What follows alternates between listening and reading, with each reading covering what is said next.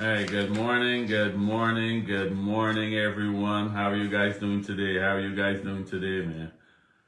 Hope everyone is having a great day. This is Gregory Wiles coming live to you from Houston, Texas with this inspirational morning talk. For first-time listeners, I'm on Thursdays at 8:45 a.m. Central Time. That's our time here in Texas, so you can calculate what time zone are you in. But I hope all is having a great day. Yeah, we in for some severe storms today, so I can brace myself at home and just watch what the weather is going to do. But hope you guys having great weather and everything is going well with the people who celebrate Thanksgiving. They're recovering from that from last week, and I hope all is well and good. But this morning, what I want to talk about, we will be judged according to the amount of light or truth that we're exposed to. What I mean, we'll be judged more harshly than people who's exposed to to less truth than us. All of us will be judged. Will be people who are exposed to more truth. They will be judged a little harsher. Okay, Gregory, what are you saying there? Explain that to me. Let's first look at Matthew 11:20 through 24. Matthew 11:20 through 24. I'm just going to explain this a little bit more. Then we can discuss it, all right? Matthew 11, we can read from 20 through 24. This is judgment of the unbelievers, and here we're telling them. Then Jesus began to denounce the towns where he had done so many of his miracles, because they hadn't repented for their sins and turned to God. So Jesus denounced in these towns. He went to these towns and performed a lot of miracles in them. They didn't believe, they didn't repent, right? So here we hear what he's telling them. He said, "What sorrow awaits you, Chorazin and Bethsaida? For if the miracles I did in you had been done in the wicked Tyre and Sidon, their people would have repented for their sins long ago, clothing themselves in burlap and throwing ashes on their heads to show their remorse." So he's saying, these two towns, I perform a lot of miracles in y'all. All right? And y'all didn't repent. These two wicked cities, if I had performed those miracles in those wicked cities, those people would have repented. Those people would have repented and showed their remorse. Right? Let's go on. I tell you, Tyre and Sidon will be better off on Judgment Day than you. Tyre and Sidon will be better off on Judgment Day than you. Glory, Brown. Mother-in-law, how are you doing today? Hope you're having a great day. Thanks for catching me live today. So he is saying, guys, let me go on, then I can read this whole thing over. And you people of Capernaum, will you be honored in heaven? He's saying, no, you will go down to the place of death.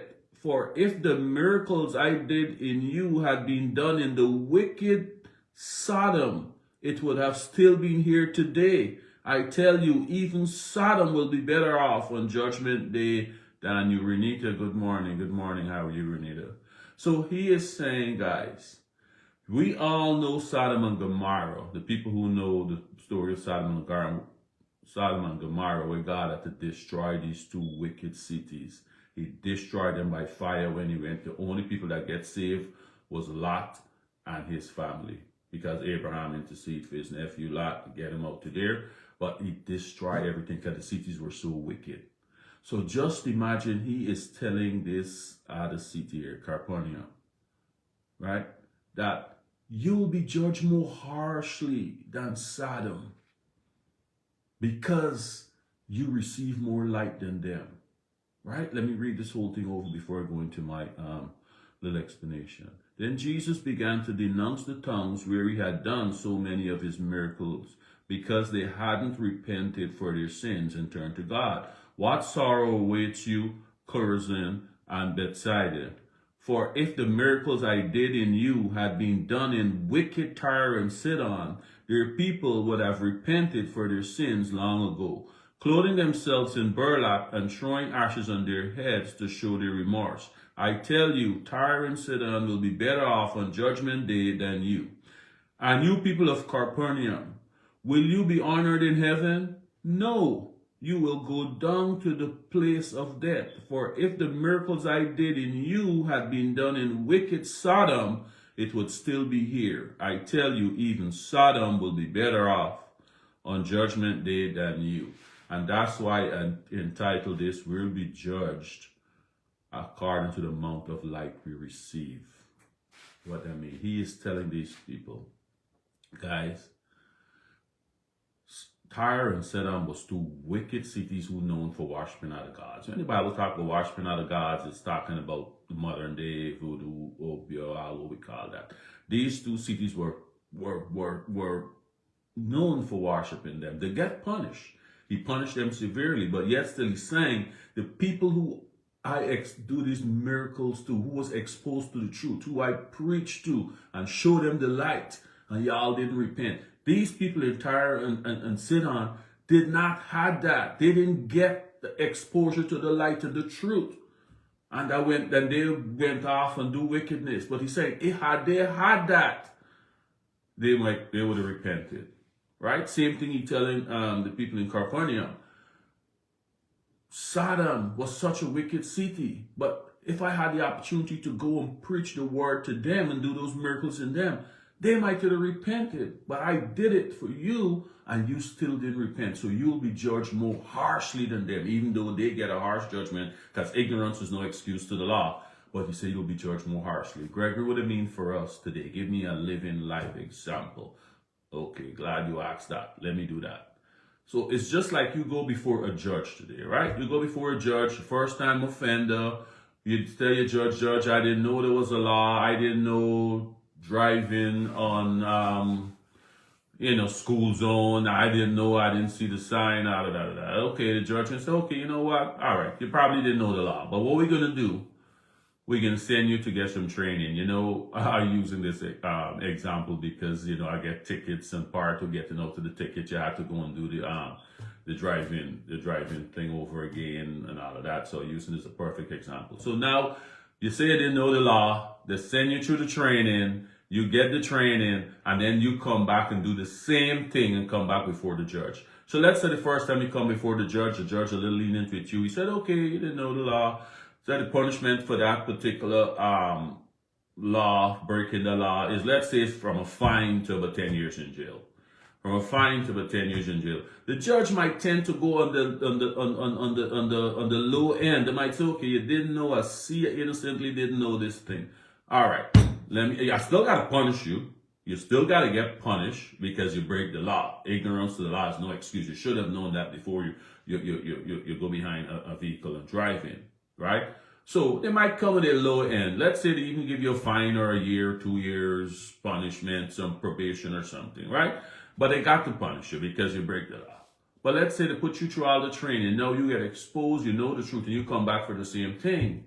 You think the judge is going to be lenient with you now? He probably might give you the maximum because he said you know and you deliberately doing it. So that's what Jesus was trying to tell these people. Guys, y'all know the right thing. I come here and I show you all these miracles. Y'all didn't repent. But I got some wicked people who doing wickedness. They doing the wickedness because they don't know better. They don't know better. That's why they're doing the things they're doing. But if they get hold of the light, if they get hold of this truth, they might change the ways right away. But that doesn't mean they can be excused for the things they're doing. But if they get exposed to the truth, they might repent and change and do the right thing, just like Paul in the Bible. Paul was killing Christians. Paul was killing Christians. You think he was doing the right thing. But when God showed him the light, he repented and he changed, and he ended up writing a big part of the Testament. So he's saying, guys, we, the people who are exposed to the light, you log on here and hear this message here. If you don't do anything with it, he's saying, now you got some knowledge. Now you got some knowledge you can't say I didn't know. And now, with the internet age, we got a lot more opportunities. He's giving us a lot more opportunities to get the light, get the truth. He writes up a lot of people like myself who didn't even had no idea or didn't have no plans doing this kind of stuff. But because he slowed the world down during COVID, He make a lot of people discover the gifts in different areas, right? And started doing it. So he used a lot more people to shine the light out there, to bring these messages so more people can have the opportunity to learn the right thing and know the right thing. But if you just get it and go, he's saying you have the knowledge now, I gotta judge you differently. You get that you come up in a Christian home, you're going to church all the time, you're learning these stuff, and that's yet still we going out and doing the same things with the people in the world doing that wasn't exposed to the truth that we were exposed to. He said we can be judged more harshly than those people. They can still be judged and get their punishment for what they're doing. But we who know better can be judged more harshly because we know better. We was exposed to it. So that's what he's telling these people here, guys. That's what he's telling these people. Y'all know the truth and y'all choose now to do the wrong thing. But I got a bunch of people who wasn't exposed to this. They don't know better. They're doing just what they know, just what they brought up in. And they're doing that. They can be punished. But you who know better can be punished more harshly. So guys, this is serious. This is just one principle of God's judgment. I may go through some of the others. Another day as he leads me, but this is one principle he's saying. If we know better, do better. We know better, do better. Exposed to the light, once you get exposed to truth now, don't go back and operate in error. We gotta operate in the truth, because you'll be judged more harshly than the people who don't know better. Okay, guys? So I'm gonna leave that there, man. So this is serious. If you log on here, you're going to hear this message sometime in the future and you don't act on it. He's saying you got knowledge now and you got to act on it. I can hold you accountable to the knowledge that you got, to the light that you're exposed to. I can hold you accountable to it. That's what he's saying, right, guys? So I want to thank you guys for joining live, and I wish everyone a great, great day, and I hope this message bless you. All right, thanks.